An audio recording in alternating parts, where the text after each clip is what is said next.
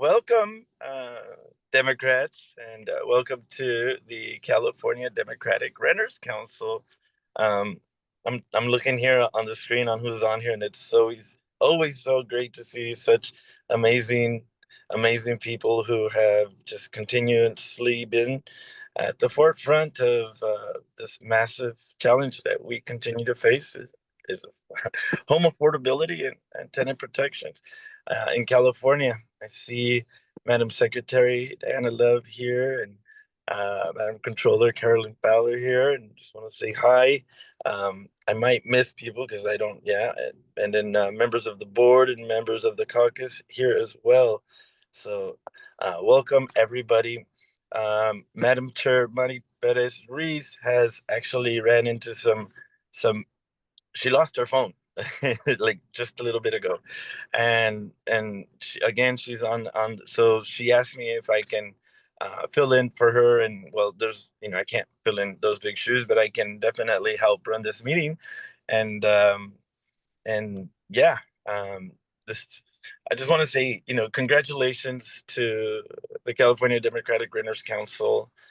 We represent groups throughout the state of California that that together we can come here and really ensure that the Democratic Party and us, we're bringing these issues to the forefront of what really matters. I think that California continues to lead, as we see right now in the whole scope of the world, but specifically in our nation, that our governor and attorney general have been just really holding the line for the rest of the country. And again, I'm just proud to be part of this Democratic Party, and I'm proud to be around these folks. And so with I think the next order of business, Alfred, is approval of minutes. Yes. Okay. All right. So here is our agenda. We'll go through our reports, and then we'll have the regional reports. Do we have a motion to approve? So moved. All right. Do we have a second? Second. Second. Okay. All in favor, say aye. Aye. Aye. Aye. All right. Great. And let me go over to the minutes. All right. So our May membership meeting was our last general membership meeting. We had our treasurer's report. We had a little over 5,000 in the treasury back then. It's more now. We went over legislation. We had updates on different regions, Central Coast, and the Salinas effort, which Esther will talk more about later. We heard about some Northern California updates on both Marin County and Berkeley, and then Sacramento, Elk Grove. And then we heard an update on Southern California from Susie about what's happening in LA. And we had our officer elections and speeches. So do we have a motion to approve the minutes? So moved. Okay. Second. All right. All in favor? Aye. Aye. Aye. All right. Thank you. All right. So I will go on to the legislation report next as part of the secretary's report.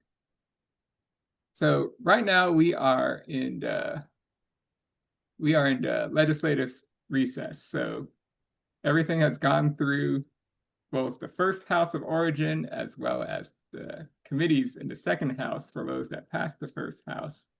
And the legislature will be meeting back in about a week, where we'll have all the floor votes, and then things will go to the governor for signing in the fall. So of the different bills that we've been supporting, there are about 10 of them that are both fairly significant and still active right now. And so right now, all the SBs, all the Senate bills, they've passed the Senate and are now in the Assembly. So you'll want to contact your Assembly members to support them. And then all the ABs, the assembly bills are now in the Senate. So you want to talk to your senator about supporting the ABs. So just to give a quick rundown of our Senate bills first, we have SB 52. This is to ban the use of non-public data in pricing algorithms. So this is about the whole AI setting rents and landlords colluding with each other. And then we have Senate Bill 522. This is in response to the LA fires, where there were a lot of buildings that had rent stabilization or had a statewide rent cap. And we want to make sure that when they are rebuilt, that there is at least some protections. It previously had a stronger protection. The real estate lobby has really pushed back. And so a lot of the rent control protections were taken out, but we are still fighting to make sure that at least the just cause protections are there so that tenants, when they move back to their homes, can't be evicted for no reason. Then we have SB 655. This is to start the process for establishing a maximum indoor temperature. Right now, you have a right to heating in your apartment, but we don't have a statewide requirement for cooling yet. And we sure need one. Next, we have SB 749. This one, Housing Now, brought to our attention. It has to do with mobile home parks. It's to make sure that if a mobile home park owner wants to close the park, that either a local government or nonprofit is given the opportunity to purchase it so that it can remain as a mobile home. So those are our 4 Senate bills. Contact your assembly members about them. And then our assembly bills, we have 6 of them. There's AB 246. This is to protect tenants in case there's any interruption in Social Security money. There's AB 380. This would strengthen enforcement of post-disaster price gouging. AB 628, which would require rental housing to have a working stove and refrigerator. AB 736, affordable housing bond. AB 863, this one will require that eviction notices be provided in various languages if the lease was in that language or if it's the tenant's primary language. And finally, we have AB 878. This would strengthen protections for survivors of domestic violence and abuse. So these 6 bills are currently in the Senate, so ask your senators to support these ABs. So that is our legislative update. All right. I think next on the agenda, I'll hand it back over to Arturo. Thank you, Madam Chair, for bringing forward the awesome. Oh, Arturo's cutting in and out. And in-depth go on to technology is sometimes good, technology is sometimes not that good. Okay, we can hear you. Is this better? Yeah. Yes. And hold on, we have a Am I still cutting in and out? We have a hand raised from Carolyn Fowler. I want to just make sure it's not related. Yes, Carolyn? before you left legislation, I was just curious, and I know we can't capture every bill, but AB 1248, which addresses the order in which payments are applied to rent, rental, debt, and fees, also deals with late fees. Right. Okay, so I can give an update to that one. So okay. AB Thank you. 1248, AB 1157, there were a few bills that we had been supporting earlier, but they didn't make it. So they're going to become 2-year bills. So so that's going to be a 2-year bill. Right. Okay. Do you know about SB 611? Maybe it's the same thing. It prohibits landlords from charging fees for paying rent by check or for receiving notices. Oh, yeah. I don't think that one is currently. It's not current. Okay. Right. I'm looking at it right now. It looks like it was amended to be about something else. Oh, to be something else. Okay. Yeah. Unfortunately, the real estate lobby has been pushing back pretty hard this year in the legislature. So a lot of our top priorities are 2-year bills. Yeah, I was really concerned about SB 681 because they were going to talk about increasing tax credits for renters. Mm-hmm. Oh, that part I think might be in there. It might have. I remember reading about that part being rolled into the budget bill. So, yeah, let me confirm that in a moment. Okay, all right, Yeah. thank you. That was just Thank you, Madam thank you. Controller. Am I able? Can you hear me now? Yes. Yeah. Okay, great, wonderful. And thank you for the Secretary's report. What I was saying is, hopefully, folks here have had a chance to go onto the KDEM renterscouncil.org webpage and see the updates on all our ledge and future meetings. And Madam Secretary does a great job at keeping it up to date and current. And so I went around and snooped around on some of the other caucuses, and this is I like ours. It has all the information we need. You can sign up to be a member, and it's all on there. So we'll encourage everybody to share that out when you do have a chance. And I just wanted to take a little brief moment to say that wow, we're already at the e-board, and I felt like we just came out of the convention like Yeah. yesterday. You know.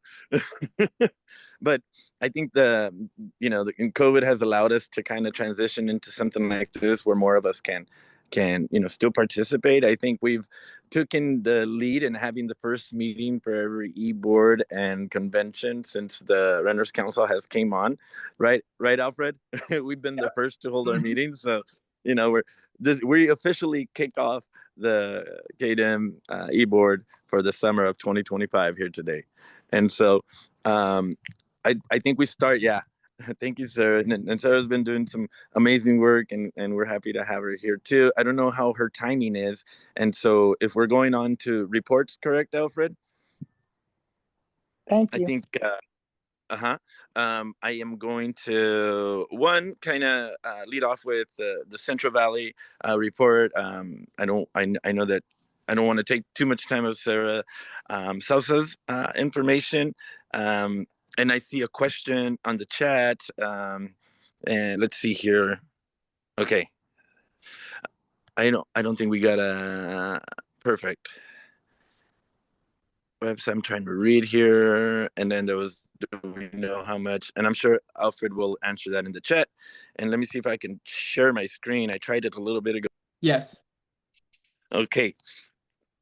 So we've submitted a resolution to the state party, and hopefully, and we have good feelings, and there's a lot of support on here. And remind us if you want to put your name onto this, but I'll let y'all read it. But we've started paying attention to where's some unique needs of housing in California, in a big place that's facing unique challenges. We that bring that to the forefront and put together a resolution that usually identifies some of the challenges that we face in the Central Valley with moderate access to affordable housing that's much needed. And unfortunately, the times, as we know, have really made that challenging. I've written a couple of op-eds that tie into immigration, and I believe that Madam Secretary has posted those links in the website. Mm-hmm. Yes. So yeah, if I'll you guys post that in want the to chat. read that, we did a ton of research and keeping up to. Thank you. And so that's kind of like where this is coming from, and Sarah has really helped us put this in a way that kind of brings it up to issue. And I want to invite. Oops, sorry, wrong button. No. Okay, I'm going to stop my sharing. Okay, I think that worked. Sarah, are you there? Yes, I'm here. Wonderful.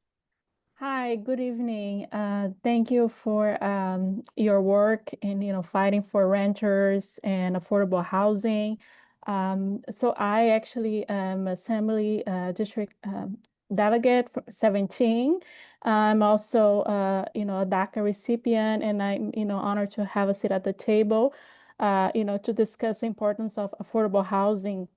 And the impetus of this resolution is mostly how we're framing, our advocacy moving forward and how we're incorporating, Central Valley and other populations so we can get more Californians involved, in our Democratic Party, ensuring that we're not only talking about the affordability crisis, but also how are we addressing climate change and ensuring that the solutions that we're advocating for are community-centered based on each region and their needs. So I just want to add that, but I think Arturo summarized it succinctly, and we hope that we can count with your support.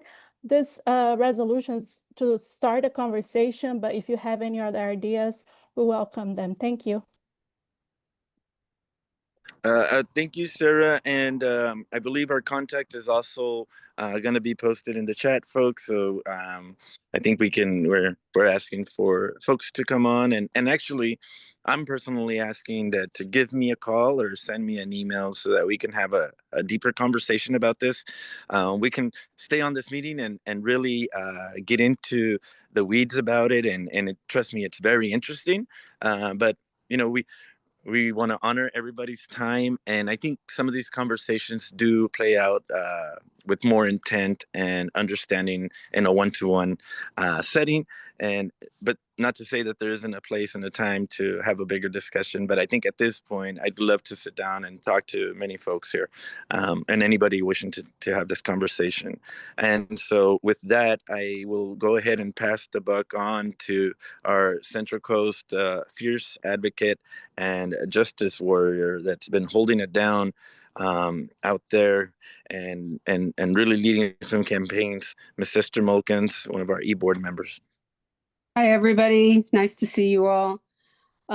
So just in case some of you haven't heard, we have a situation here in Salinas that's really, really critical, and everybody in this state should be paying attention to it, because I guarantee you that the whole real estate lobby is and will be converging on our state, particularly with what's going on here. So we had a city council in Salinas put in place for rental protections. And as soon as the election happened, they were all removed by a ton of money that was poured into that election, record numbers, to displace all of them but one. And their very first order of business was to repeal all of those ordinances. So the residents rallied and they got the signatures needed for them to get it on the ballot, which really is great for the renters because they will stay in place. Those ordinances will stay in place protecting them until the election. But what we know is going to happen is what we see happen every time we have something on a ballot statewide. Whether it was, Prop 33 and 34 or Prop 10 way back, the real estate lobby from the whole country converges, and they pour a ton of money onto these campaigns to fight and confuse the renters to vote against their own best interests. So there's been a huge effort, a lot of statewide participation to help gather those signatures and get the ball rolling. But it's really important that everybody understand what's happening and following, because depending on how it goes down, any jurisdiction that has any protections in place already are going to be at risk to have the same thing happen to them. So yes, we got the ballot, but now's when the real hard work begins, because as we all know, they are going to do everything they can so that that ballot measure goes the same way that the others have. So it's really important for all of us to understand that we must get the renter vote out. We have tried doing it in our jurisdictions here in Monterey, and when you hyper focus on the renter vote, you can actually get things to go your way. But it takes a lot of effort to get the renters to understand that they have to get out and vote, because while the money might not be in our favor, we have the numbers in most of our jurisdictions. The majority of the residents are renters. So it's really important for us as a state party, nationally, and individual jurisdictions to start really focusing on getting the renter vote out. Because with this many renters in our state, it's over 17 million, and that's growing. We've seen data that showed that home ownership has grown a third of the amount of renters. And even while we're losing renters leaving the state, and while homelessness is increasing, we know for a fact that renters are gaining numbers because less and less people can afford to buy homes. So what happens is the homeowners and the business owners are the ones that always turn out, but we've got to get the renter vote out. And it's going to take a real concerted effort of going door to door. And we're going to hold town halls, teletown halls. We're going to do webinars. We're going to do an effort, but we need this really to get statewide attention, because it is going to happen again. And we've got to show them that we're not going to continue doing things the way that we have in the past. So anybody who's interested in, finding out more detail, feel free to contact any of us on the Renters Council. But this is the main topic here. And I can tell you, if you get the renter vote out in these jurisdictions that are a majority, they will get people elected that need to protect the renters. We did it here in Monterey. This council has had the most diverse council in the history of the city. And the only way we did it is by going straight to the renters. We need to do that as a party. We need to do it as individual residents. And the closer we get to the elections, we're going to have to really start getting organized on that. So that is the main focus over here. And Thank you. With that, I'll send it back to Art. Thank you, Esther. I do see Daniel Valdez's hand up. If it's related to Central Valley Report, please come on. Yes, thank you for recognizing me, Mr. Chair. This is a thought that, we need the renters involved, and it'd be a process, but I don't think it'd be lengthy.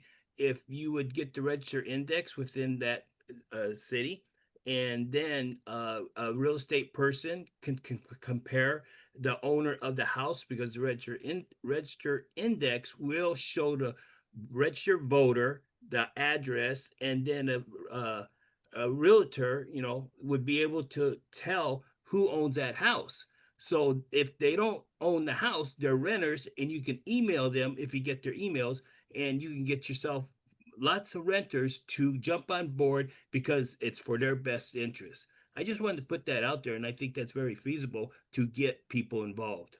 Yeah, we're doing that already here, but everybody should do that. I mean, this coming election, that can be put in place for everybody. We really need to get the renter vote out.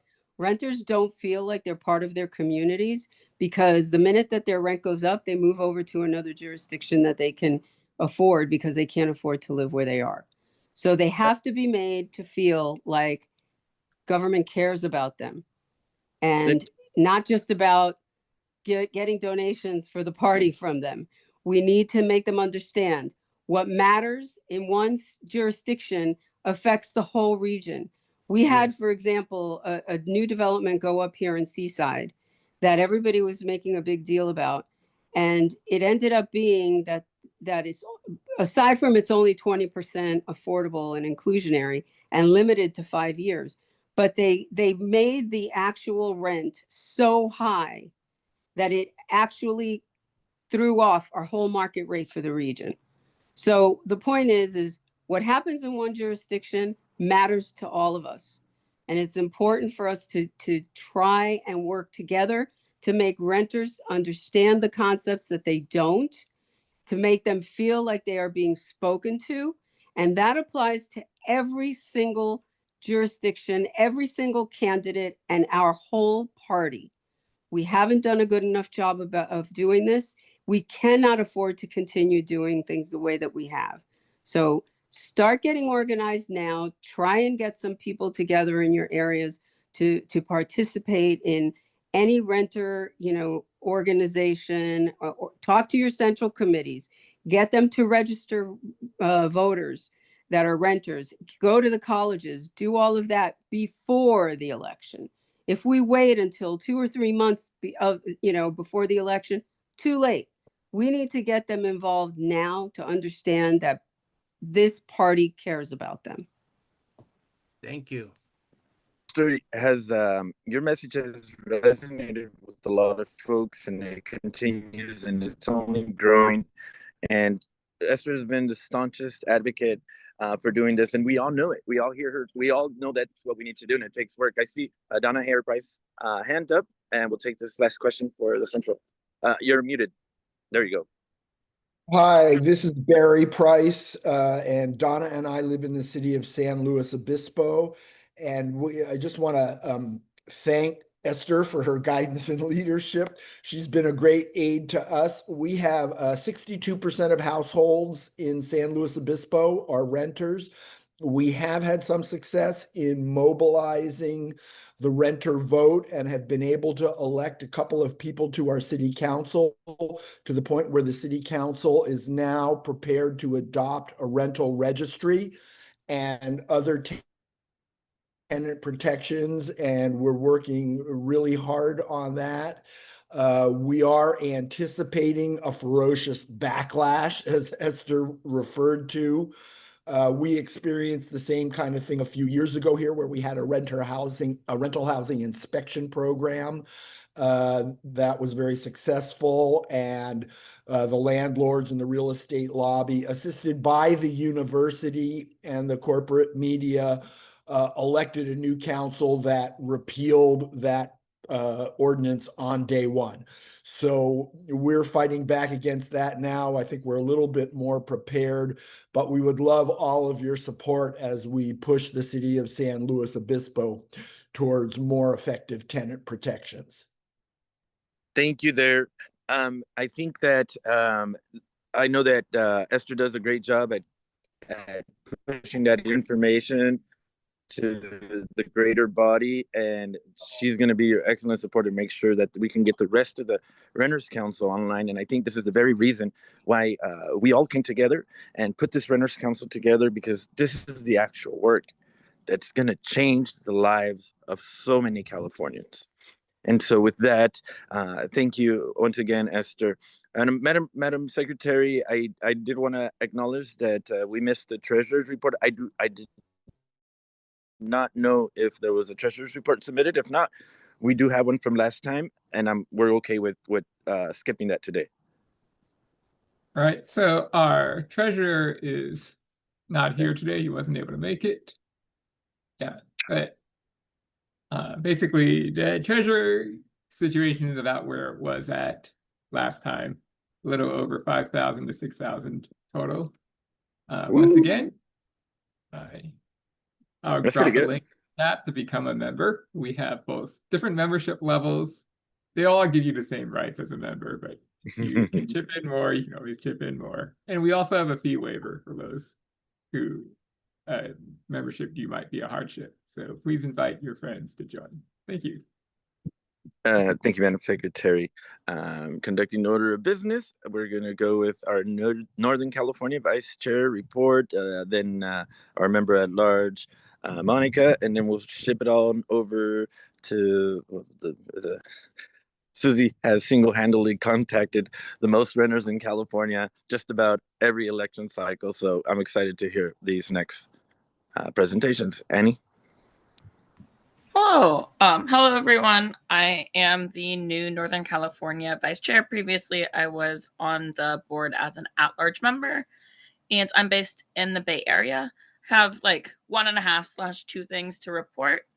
The first thing is that it is almost time for our council to do scorecards again. We do scorecards every year, score all of our state legislators, both Democratic and Republican, measuring how they voted on our endorsed bills. Some of our elected officials do very well, always supporting renters. Other of our elected officials do not do so well and do not support renters consistently. So that's always interesting. If you are a member and interested in helping put the scorecards together, feel free to reach out to me. Thank you, Alfred, for linking in the chat the 2024 scorecards. Yeah, so if you're interested in helping with that, I'll put my contact info in the chat. We welcome members, at-large general members, to get involved in this effort and really participate in creating these scorecards. And then we usually, as the regional vice chairs, invite speakers from our region to talk a little bit about the state of renters and renters' rights and renters' advocacy in our regions. So I see Soli Alpert, the chair of the Berkeley Rent Board, on this call. Both Soli and Alfred are on the Rent Board. So I think that you two are the only Rent Board members here from Berkeley, but we have a really good Rent Board, very pro-tenant Rent Board in Berkeley. And I'd love for Soli to talk a little bit about the state of tenants' rights in Berkeley, especially Measure B and the recent unionization of some buildings in Berkeley. Hi, folks. As Annie said, my name is Sully Alpert. I'm the chair of the Berkeley Rent Board. And in Berkeley, we recently passed Measure BB, which expanded tenant protections in a number of different ways. It strengthened rent control and eviction control. But one of the really innovative and new things we did was a broadly applicable right to organize. So basically guaranteeing for tenants the right to organize tenants unions. And in rent-controlled buildings, that right comes along with a financial kind of financial leverage, which is that violation of your right to organize by the landlord is considered a reduction in housing services. So the rent board can lower rents in a building when a tenant's rights to organize have been violated. And so in response to the passage of the right to organize, the Berkeley Tenants Union has been on a kind of a series of organizing missions and organized a number of buildings in Berkeley with tenants unions. I think we're up to now over half a dozen that have organized just within the last year since Measure BB passed, including one in a 100 plus unit building on the south side of campus, another 100 plus unit building that's owned by the Berkeley Student Cooperative. So a number of large buildings, small buildings included. And the success of that ordinance was really down to the partnership between the tenant advocates and labor. So the rent board wrote the ordinance. We compromised. We actually gathered signatures to put it on the ballot.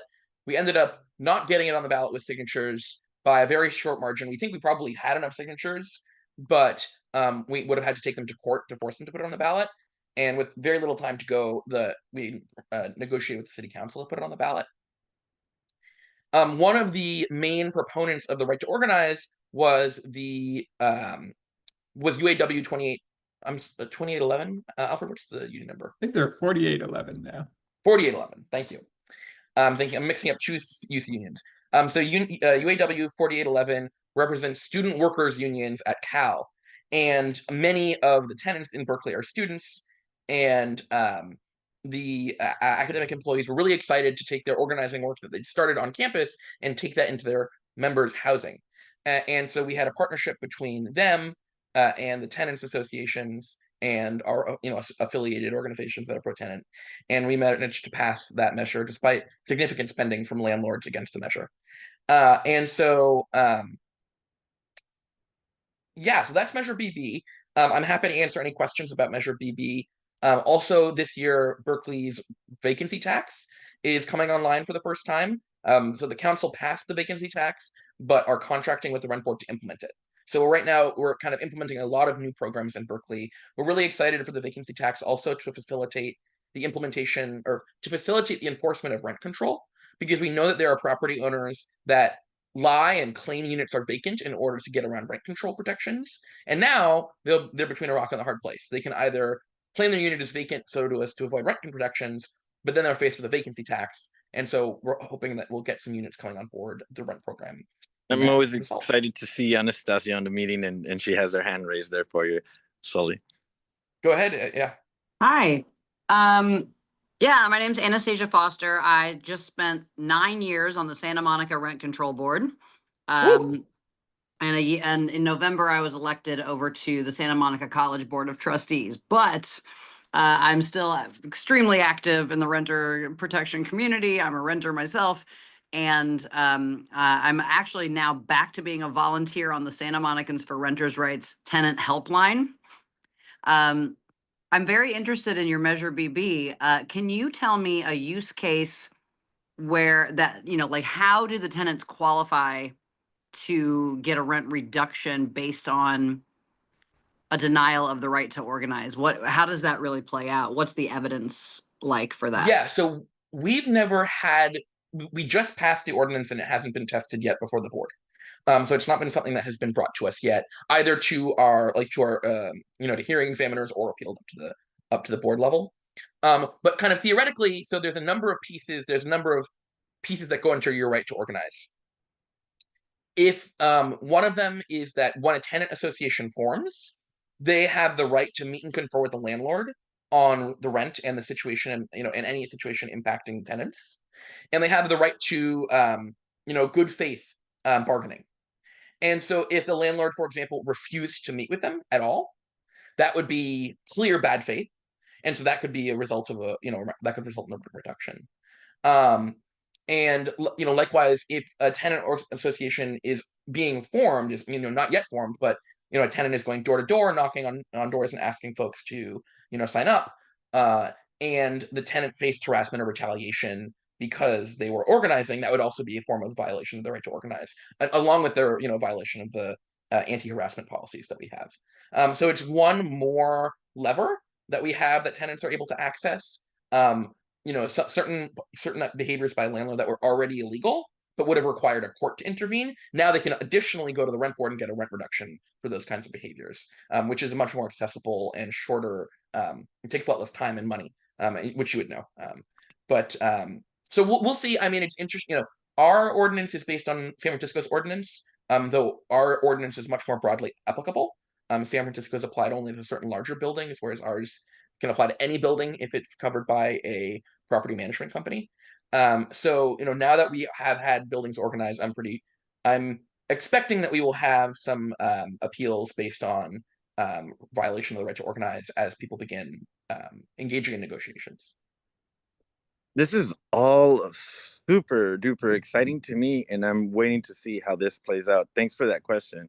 Sully, is there when you have a chance, can you drop in the link so that we can catch up to the amazing work Berkeley continues to do around? Absolutely. I mean, I think we're going to continue to give the right some more ammo to say Berkeley style rent control, and so you guys are owning it. Thank you. Annie? Yes, thank you so much. And I'll point out we would love Berkeley style rent control everywhere. That would be great.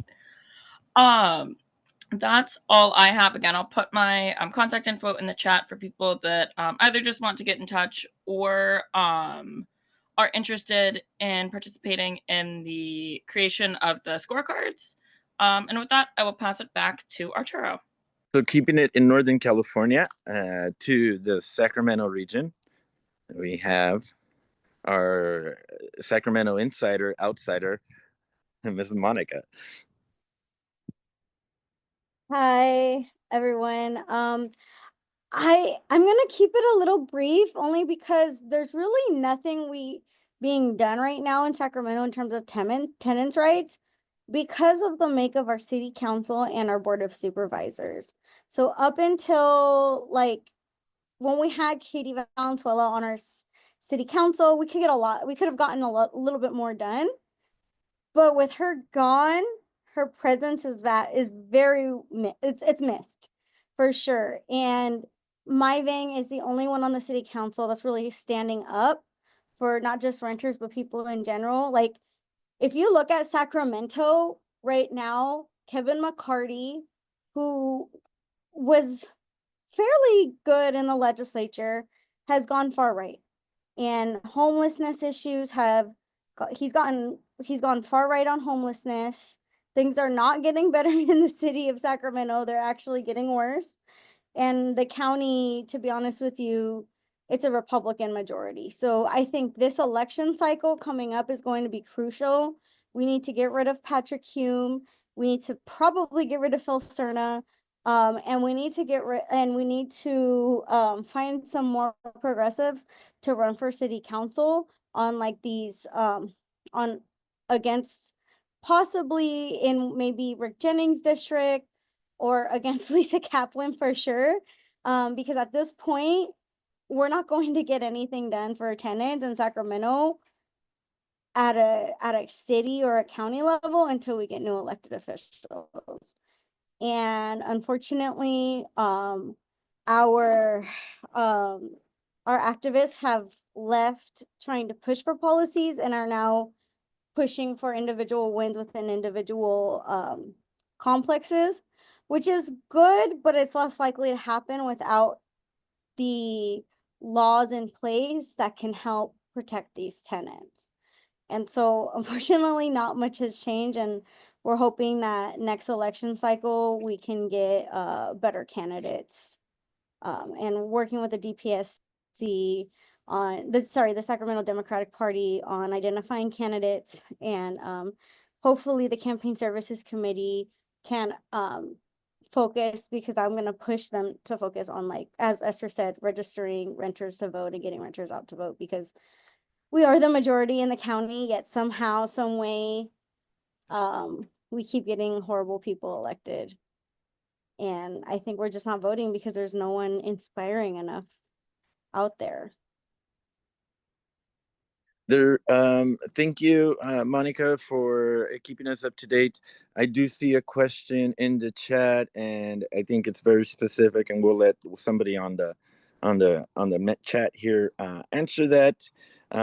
We go ahead and go down south.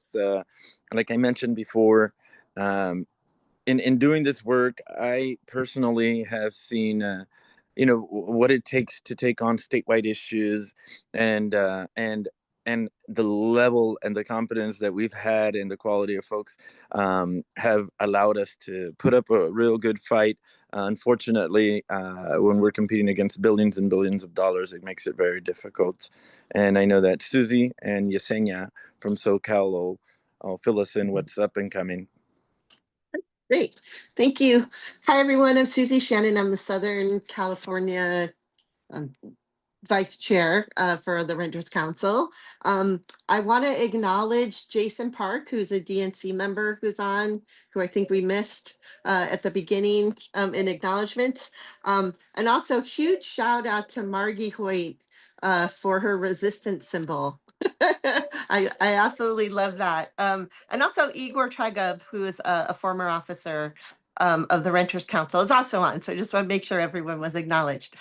For Southern California, just a few updates. One, the city of LA has set the rent increase cap, which is set at 3% for our rent stabilized units, and 4% for our rent stabilized units if the landlord pays electricity and gas. So that's set until June 2026. LA County passed an ordinance stating that landlords are responsible for cooling the units.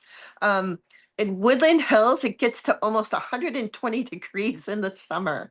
So that gives you an idea of how people are kind of suffering here. There are cooling centers, but sometimes it's hard for people to get to them. And also they shouldn't have to. So the county mandate is for air conditioners or cooling systems that will cool the apartment down to a minimum of 82 degrees. I wanted to mention too that San Diego, because I don't think we ever mentioned this on our last call, but San Diego actually outlawed algorithm software that allows for price fixing. So this would be something similar to RealPage, which a lot of our corporate landlords have started using in order to price fix and raise rents in an entire neighborhood so that people kind of are locked in and have nowhere to go other than, you know, typically to move out of the neighborhood. So that I thought that was fairly progressive for San Diego, frankly.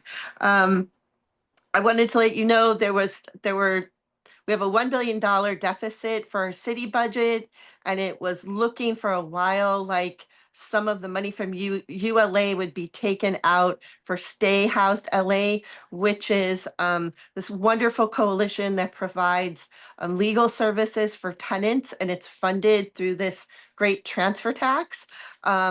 And they did actually restore that money. So we're all, you know, breathing a sigh of relief here because I know a lot of tenants go through that particular program in order to get legal services. So we're very happy about that.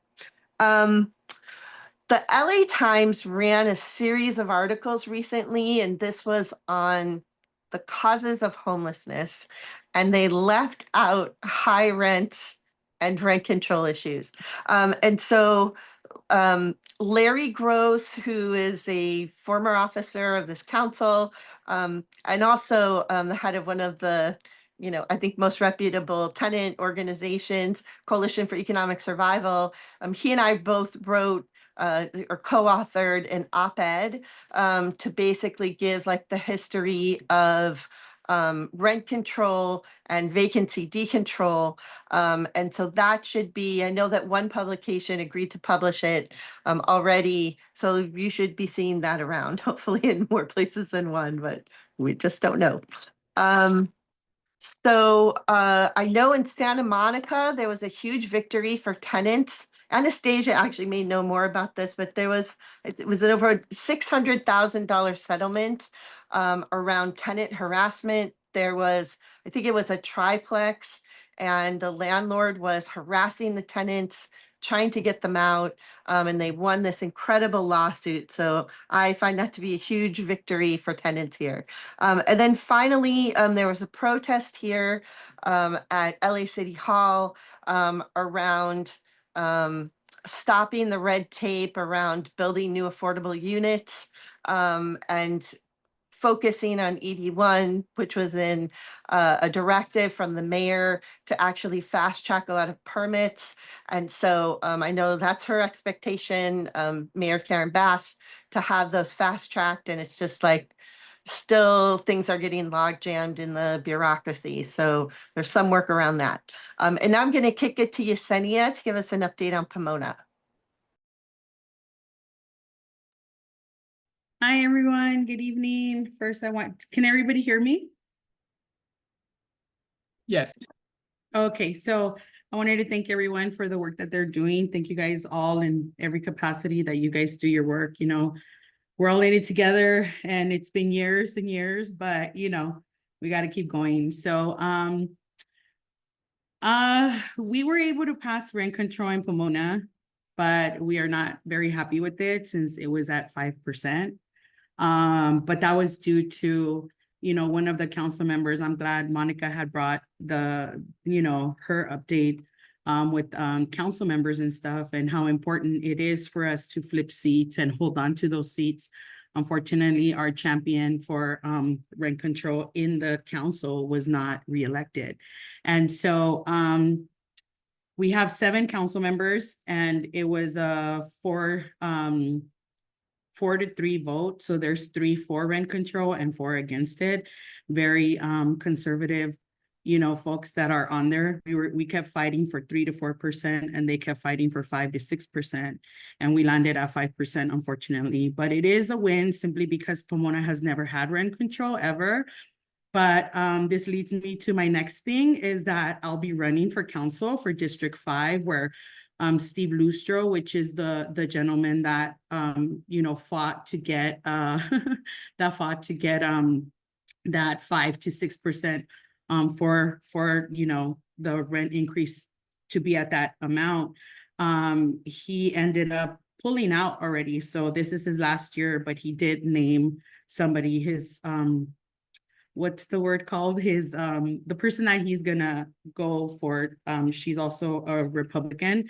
So I think with the work that I've done in my community, she doesn't have anything on the work that I've done in my community. Like if you Google both of us, like a whole streak of stuff comes out on mine, and on hers is nothing, you know? So I think the work speaks for itself. So I would appreciate it, you know, if you guys can support me on that, and you know, follow through like on the happenings that are happening here in Pomona. So I think it's really important for me to fight for this seat. Even though it's dominated by Republicans, I'm still going to give it all I can, and I will be running. So, and it's all due to this vote, you know, because I am going to try to amend the decision that was made to still lower it, and ask for some studies to be done, so they could see the impact that it's happening in our community. So that's my update. Not too happy about the 5%, but we do have rent control in the city of Pomona. So we are happy about that, but not at the percentage that we got it at. So yeah, thank you guys. It's still a victory. And definitely, Yesenia, I've been following your work out there and in your organizing, and I know we all know you're hardcore, and so even though it's happened what that state was set at, we still can't, that's still too high, and so. Thank you for that. We have another member of the board, but I do want to take this time to also recognize Chair Sarah Ruth is here, and she's chair of the Children's Caucus and been doing an amazing job out there, and a steadfast member of this council. And so thank you for doing that. And then after we get our next at-large member, he's our next Sean, right? He's on, right? Alfred? Yes, Sean is. Okay. Awesome. Sean, we can take your report. I know that things can get confusing when we start talking about production without protections. And so we meet at a interesting intersection on how this is all going to work out. John, are you able to speak right now? I am sorry. What am I speaking on? I don't know if I got briefed on this. We do an officer's report at every meeting. I'm sorry, Sean's the newest member, guys, to the board, and so and it's okay. Sometimes we're, Yeah. Gotcha. Yeah. Sean, I think Art wanted you to talk about what's happening in the world of housing production. Yeah, absolutely. So yeah, I'm Sean Danino, and yeah, I mean, my day job is as a senior policy manager for the city of San Jose's housing department. So yeah, we have a tenant preference program that we're running there, and the number of units that apply to it is increasing, albeit far too slowly. So far, we've gotten about 50 units so far in that pipeline, and then there's a couple buildings that are going to be subject to those protections. Unfortunately, the folks on the wait list don't qualify for those preferences. And I'm sorry, I think I said protections when I meant preferences a few times. So this is a tenant preference program that's a local preference for folks who are, facing displacement. Yeah, so we're trying to work through that and just see how we can be productive. I'll just speak really quickly to the difference in what I'm seeing in San Jose versus Oakland, where I'm based in Oakland and I'm a renter, and my landlord listed our unit at $2,800 a month, and Oakland's been a good actor. It's produced 15,000 new homes, and there's a meaningful amount of downward pricing pressure. So we're able to negotiate our rent down from 28 to 2,200. And on the other hand, San Jose, where I work, When I started in April of last year in the senior policy manager role, the median home price was $1.4 million. Fast forward 16 months to today, and it came out in the quarterly stats report that we'll be publishing this week. Median home price is now up to $2 million. So we're talking about like a 40% increase in prices over, less than a year and a half. So yeah, I mean, it's the need and appetite for more production is definitely there. There's bills like SB 79 that I think are supporting that work. But yeah, there's let me know if there's any specific bills or issues folks want me to speak to. But I can definitely say, like, as a renter in Oakland, in many ways it does feel like the trends are working in the right direction. But yeah, happy to answer any questions or just pass it back. Thank you, Sean. We appreciate you. And yeah, it's finding it's an interesting place, trying to find the intersections of all these, and at the end, putting forth renters. And so, Could I just say that we do need to clarify that our council isn't supporting SB 79 because there's actually a provision in there that allows for rent-controlled units to be torn down. So I don't want to leave the impression that we are supporting SB 79. Thank you, Susie. The bylaws, fortunately, were diligently put together by folks to ensure that we stay true and committed, and it's part of our due diligence to make sure that doesn't happen. I do see a hand raised, Emily, and maybe it's towards what Susie brought up. Emily? Hi. In my day job, I work at an organization called SB at Home. I work on tenant protection policy in Santa Clara County. I co-wrote with my colleague who works on building more housing this joint set of articles called Development Without Displacement, where we go over different policies that you could adopt as part of protections that don't cause hindrance to development. So I thought that might be good, and also considerations you can have as you do development and the possibility of redevelopment. A lot of these things are through experience in my other job. I'm currently the vice mayor of the city of Mountain View, which is the best city, by the way. Where we passed our rent control law in 2016 through a citizens initiative ballot measure. Unfortunately, shortly after that, we suffered a great deal of what we call demolition projects, where landlords were demolishing their buildings while building new housing that was even less than the number of units that they were demolishing. So for example, they would demolish like a 100 unit rent controlled building for 80 townhomes or something like that. And so what ended up happening is SB3, we were in the process of trying to find a way to do essentially what a one-for-one replacement requirement. SB 330 ended up beating us to that punch, because even though SB 330 is more of a production bill than a protection bill, it had that one thing where it required the one-for-one replacement requirements of what they call protected units. And we are in the process of actually localizing that. Although now the SB 330 has been made permanent, we're not entirely sure where that leaves us. But there are a lot of policies you can do to make that happen. Mountain View, we've always prided ourselves on being a welcoming city, but we always want to make sure that if we want more neighbors, we treasure the neighbors that we have as well. So.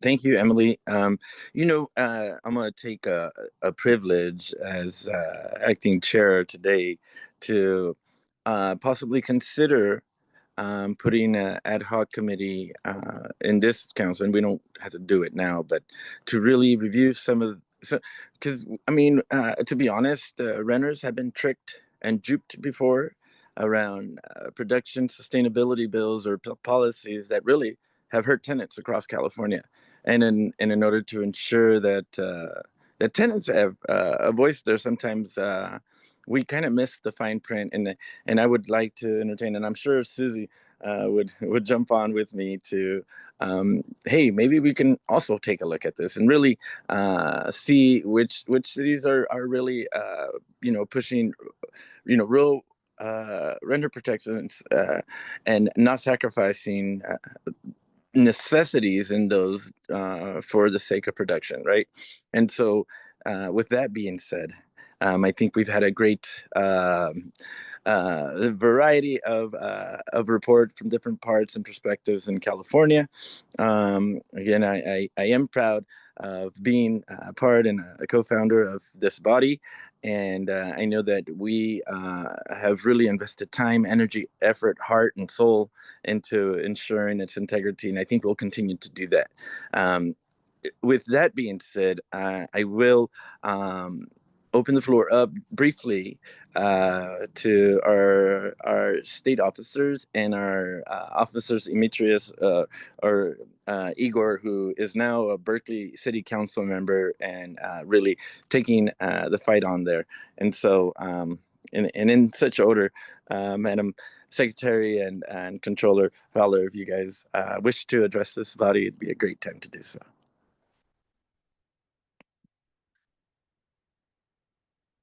And everyone should be able to unmute. Good evening, everyone.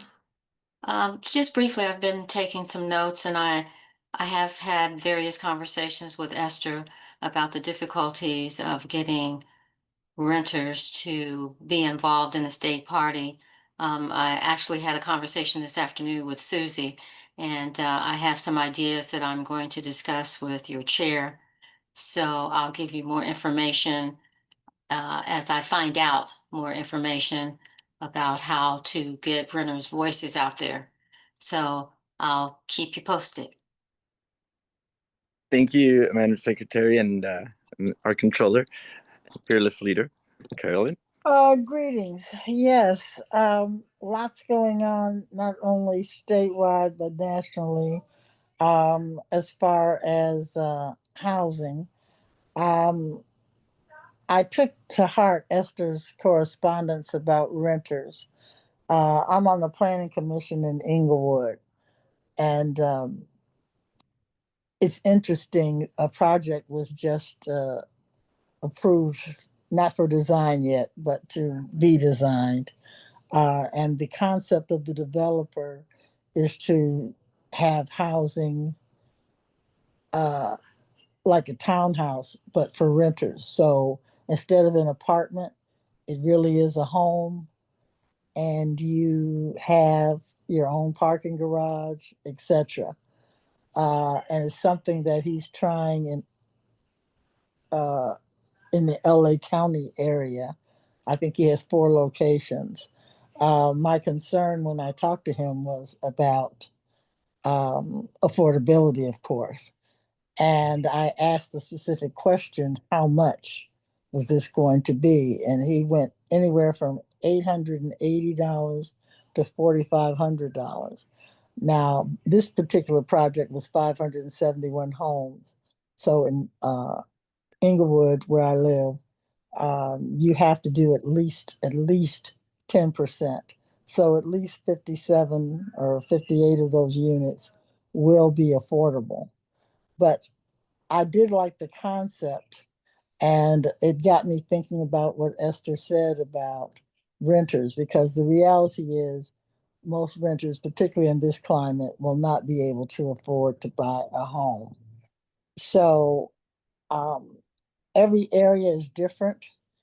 Many in my area, the rental places are gated communities, or what's the word I want to say? Like even in my building, I'm a renter.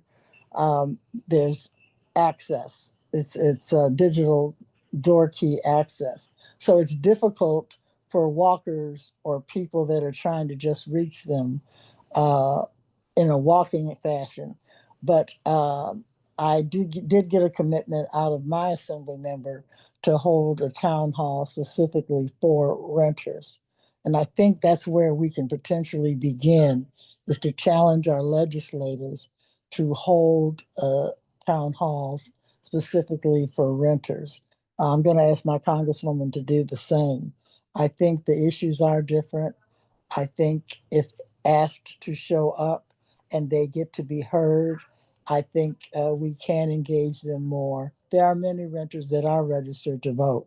They just don't necessarily all come out. So I just wanted to share that with the group today. And I think we should not let up.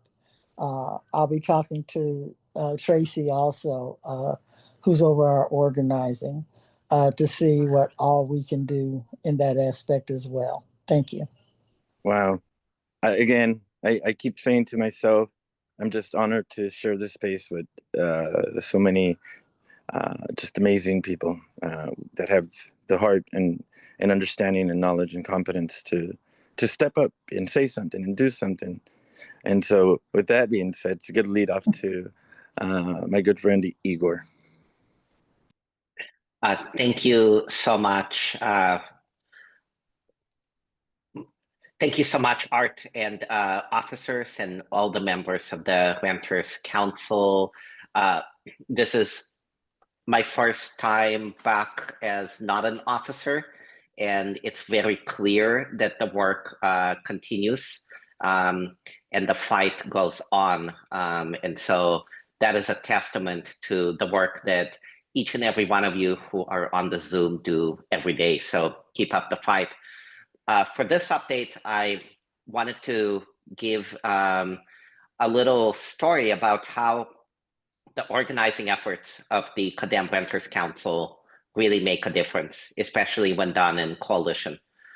Over the past now probably 8 months, we have been working, well, ever since we caught wind of another usurious effort by the investor-owned utility monopoly to make it more painful for many, including renters, to be able to afford their utility bills. I have been working with this council on a cross-cutting issue around energy affordability. That bill was AB 942.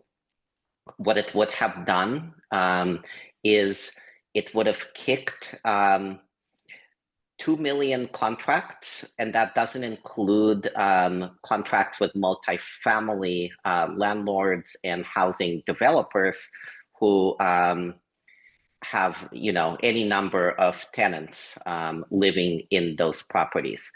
So any building with solar, what this bill would have done is it said, if it changes hands, you move to, instead of the 20-year contract that was promised with the state, you would kick onto a different contract, which was 20% of the incentive level for getting rooftop solar, which is now required on all properties, if it was done outside of the 20 years. So on average, a multi-family housing project that changes, that is market rate, changes hands every 6 years after it's constructed, the developer sells it to someone else. And in that 6 years, if you had changed onto a contract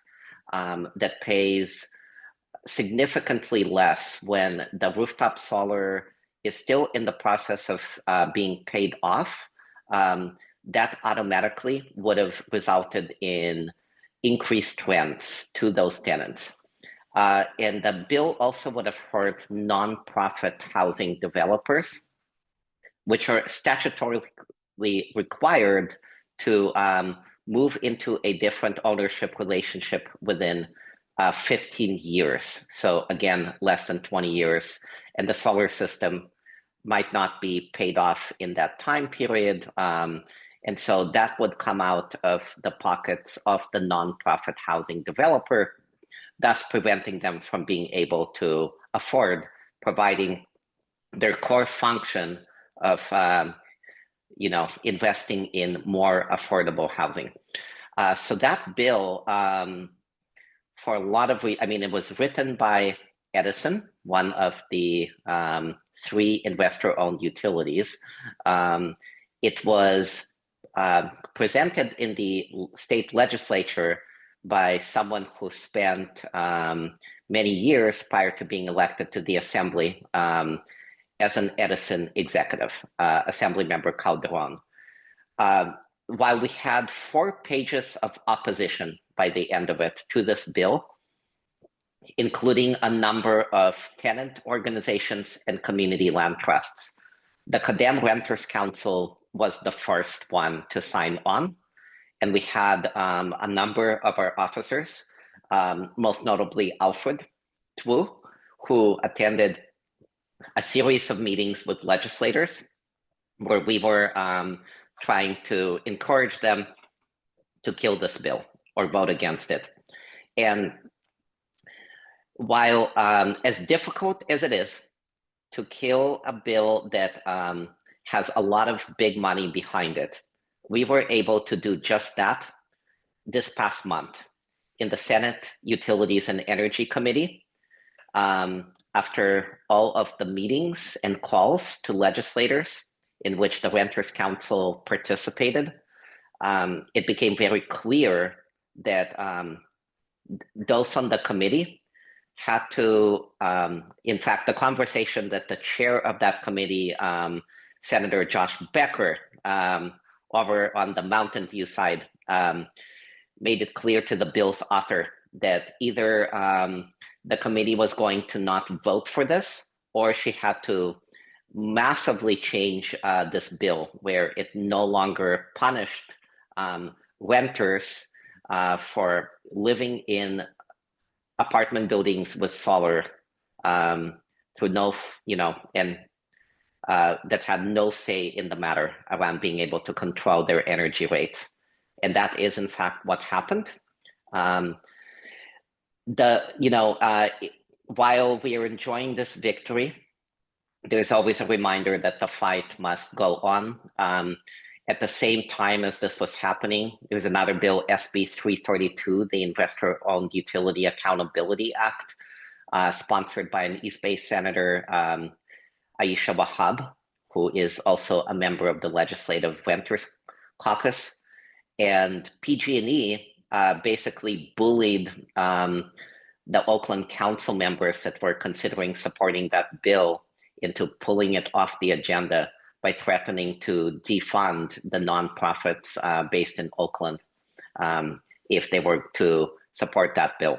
So the fight continues, but this is just a reminder and a celebration point for our collective efforts to build alliances and coalitions, because no one has to make the tough choice between paying the rent and paying their utility bill. No one. And so I'm just honored to be in the fight with all of you. All clean power to the people.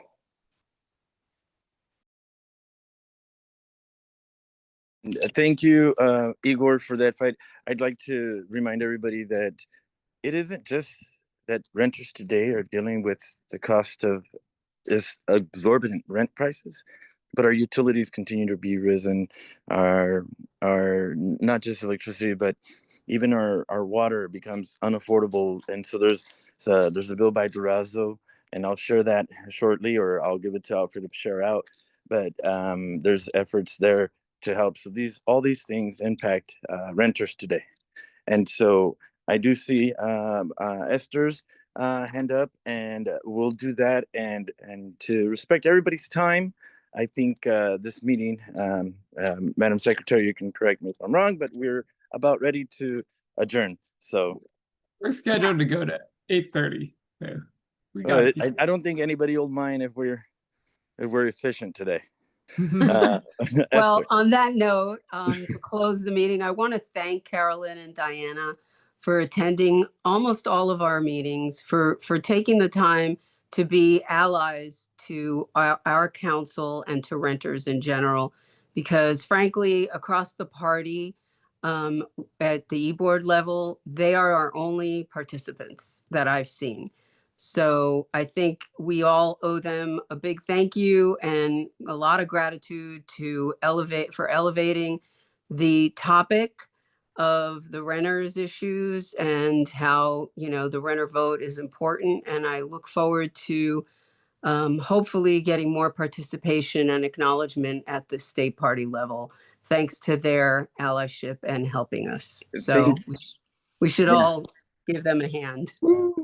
So thank you, everyone. On that note, I know that we can sit here and continue this conversation because it is important and it is impacting so many of our loved ones, family members, neighbors, our seniors, our veterans. And that note, I'll entertain a motion to adjourn. Before we do that, I just want to remind people of the upcoming executive board meeting. All the other caucuses are going to be meeting. So I'm just going to share the schedule so people can get We kicked it off. I said the executive board meeting officially started with this meeting. So yeah, so as you can see, the e-board is August 18th through 23rd. So 18th is a Monday, 23rd is a Saturday. You can have your Sundays off this time. The tentative agenda, which may change, it's tentative, but it starts out with orientation on Monday, Veterans Caucus on Tuesday, and then we have a lot more caucuses on Wednesday. Children's Caucus is on Wednesday. We see that. Yeah, a lot of them on Thursday. Friday afternoon and evening is when a lot of the committees meet. So Legislation Committee, Resolutions Committee, those will be on Friday, August 22nd. So if you can make it, get that on your calendar. And then there'll be some more caucus meetings in the evening on Friday the 23rd. And Saturday morning, there will be a few more caucuses. And finally, general session in the afternoon. Well, thank you kindly. Thank you, everyone. Formalize this. Motion to adjourn? So moved. So moved. Do we have a second? Second. All those in favor say aye. Aye. Aye. Aye. All right. We Thanks, have everybody. adjourned. Thank you, everyone. Thank you. Okay. Have a Bye-bye. good evening. Thank you. Hey. Be safe out